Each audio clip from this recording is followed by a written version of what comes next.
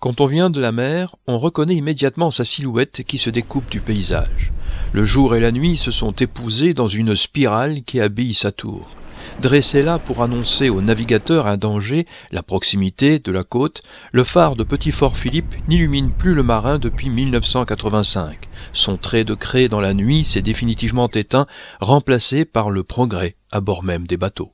Le phare a démarré en 1840, il y avait des gardiens qui habitaient dans cette maison du phare, puisque le phare, certes, c'est 39 mètres de haut, 116 marches, mais c'est également une maison qui se situe tout autour du phare, une maison circulaire, où vivait notamment la dernière famille en date, qui est la famille Bien-Aimée. La maison du gardien est aussi la base de la tour, qui est une habitation au confort sommaire.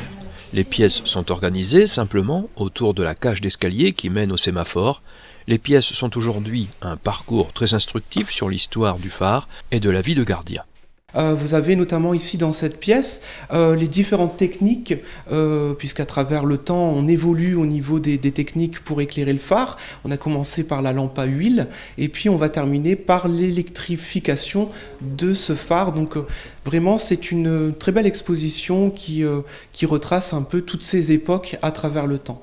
À travers le temps aussi, la vie dans cette maison, pas comme les autres, réglée entre le jour et la nuit, le large et la côte, mais également l'obligation pour le gardien d'être disponible à tout instant afin de ne jamais faillir à la mission du trait de lumière dans la nuit.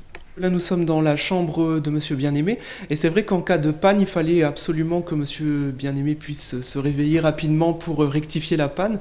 Et là, vous avez une sorte de moyen d'alerte qui lui permettait d'intervenir très rapidement. Il faut savoir également qu'il y a un sous-sol en dessous, avec l'ensemble des machineries. Et l'on apprend aussi que la tour n'a pas toujours revêtu cette ceinture en spirale qui distingue notre phare de tout autre. À l'origine, il était tout blanc. Et puis c'est à partir de 1932 où là, on a rajouté une spirale noire, d'où le nom de Black and White, le phare Black and White à Gravelines. Il est temps de monter les 116 marches à donner le tournis qui nous sépare de la passerelle autour du phare lui-même. Là-haut, la vue depuis la passerelle offre un panorama sur 360 degrés. Les visiteurs en profitent pour faire des photos dans le vent, car même si la vue est à couper le souffle, ici c'est le vent qui ne manque jamais de souffle. Le visiteur peut également voir la fameuse lentille à échelon de Fresnel qui constitue une révolution dans la lumière des phares côtiers.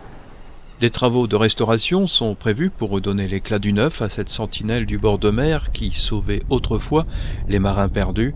La crise sanitaire que nous traversons a mis en attente cette cure de jouvence.